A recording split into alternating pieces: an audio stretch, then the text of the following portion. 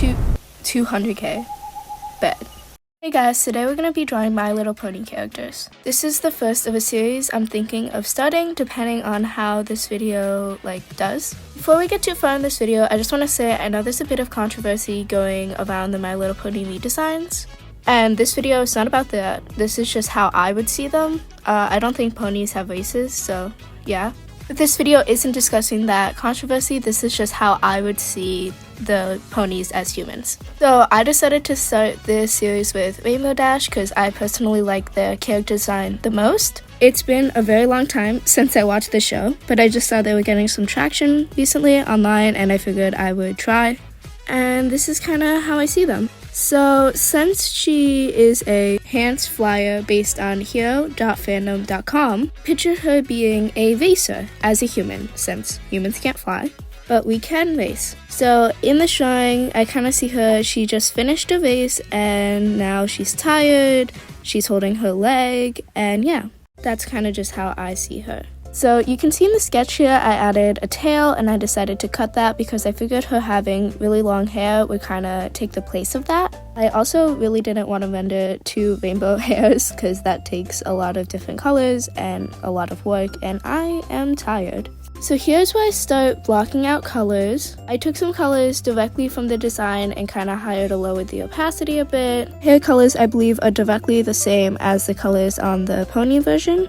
Also, I believe there's a human design already from Equestria Girls, but we're gonna ignore that. It's just how I would see them. Again, there's nothing wrong with those designs, this is just how I see them. Yeah, here's where I start rendering the skin.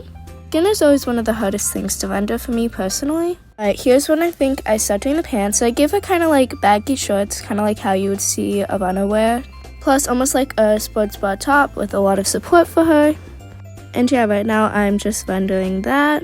This is a good time to mention I did all of this in Ibis Paint, and I'm using CapCut to edit right now. Okay, here's where I start working on her lace. I thought the lace would look fun and just add a little bit of extra detail and kind of bring the character more to life, especially because she has a pretty simple outfit. Now I'm starting to work on the face. Faces normally look a lot different than they do in the sketches. I think my style is very color heavy and I need to kind of be able to render it for it to look good or semi-good. But here you can see I'm kind of taking the color directly from her eyes. And yeah, that's about the face done, I believe.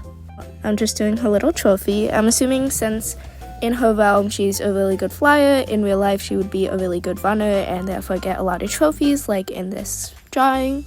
Now I'm starting on the line art. What I did for the line art is I first did it all in black and then I used a clipping mask to change the color in different places to help it blend out more and kind of look a little bit more realistic.